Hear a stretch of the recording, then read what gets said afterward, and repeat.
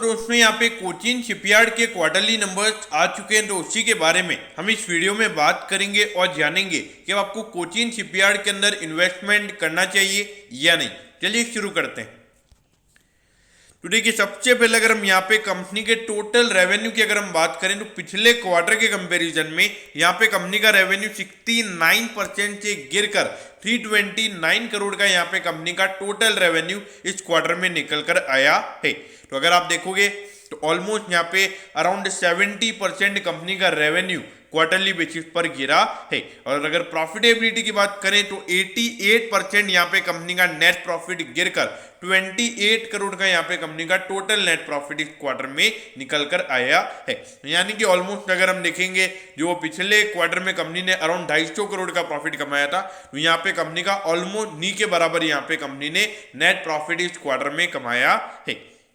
देखिए, quarterly basis का जो नंबर है, जो कोविड की सेकंड वेव आई थी उसकी वजह से हमें समझ में आता है कि ये चीजें ठीक है, लेकिन ईयर ऑन ईयर बेसिस यानी कि कोविड की जब फर्स्ट वेव थी उसके कंपैरिजन में भी ये नंबर अच्छा नहीं है, क्योंकि जो रेवेन्यू है वो 1% गिरकर 329 करोड़ का यहाँ पे कंपनी का टोटल रेवेन्यू निकल कर आया है। और अगर प्रॉफिटेबिलिटी की बात करें तो नेट प्रॉफिट यहाँ पे कंपनी का 31% ईयर ऑन ईयर बेसिस पे गिरकर 28 करोड़ का यहाँ पे कंपनी का टोटल नेट प्रॉफिट इस क्वार्टर में निकल कर आया है। तो अगर आप देखोगे ईयर ऑन ईयर बेसिस के नंबर भी अच्छे यहाँ पर नहीं है, तो मेरे ख्याल से मार्केट इसे नेगेटिव वे में ले सकता है।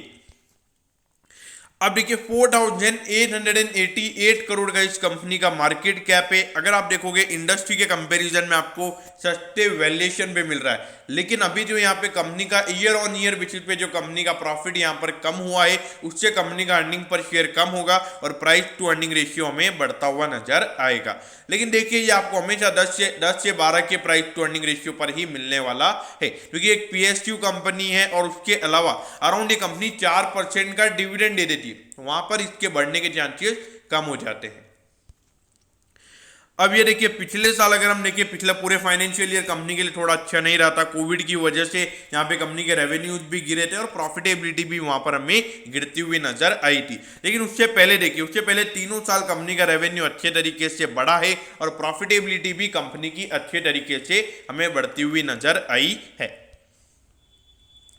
अब ये देखिए, 365 पे यहाँ पे कोचीन शिपयार्ड का स्टॉक अभी ट्रेड हो रहा है। देखिए, मेरे ख्याल से जो नंबर्स यहाँ पर भी आए हैं, जो हमें नेट प्रॉफिट में जो हमें फॉल देखने को मिला है, मेरे ख्याल से वो चीजें ऑलरेडी शेयर के अंदर फैक्टर इन है, क्योंकि अभी शेयर अराउंड अभी 1-2 महीने पहले 410 420 के अराउंड ट्रेड हो रहा था, तो मुझे लगता है वो चीजें ऑलरेडी फैक्टर इन है। तो यहाँ पे अगर कुछ ज्यादा नेगेटिव रिएक्शन आता भी है तो ज्यादा से ज्यादा मुझे लगता है कि 3 से 4% या फिर मैक्सिमम ऐसा लगता है कि 330 तक ये स्टॉक और जा सकता है। 330 के नीचे मेरे ख्याल से मुझे नहीं लगता कि उसके नीचे ये स्टॉक अभी जाएगा। अब ऐसे में ये स्टॉक में क्या करना चाहिए? देखिए, अभी जो कोविड के वजह से यहाँ पे बिजनेस के ऊपर जो फर्क पड़ा है, मेरे ख्याल से जब यहाँ पे रिकवरी आएगी वो यहाँ पे बहुत ज्यादा रिकवरी आएगी, मतलब बहुत ही फास्ट रिकवरी हमें यहाँ पे इनके बिजनेस में आती हुई नजर आएगी। तो देखिए, मेरे ख्याल से यहाँ पर अगर एक कंजर्वेटिव इन्वेस्टर अगर आप हैं, मतलब 4 से 5% का डिविडेंड यील्ड और उसके अलावा एक 5 से 6% का कैपिटल एप्रिसिएशन अगर आपको चाहिए, तो मेरे ख्याल से आपने यहाँ इन्वेस्ट करना चाहिए।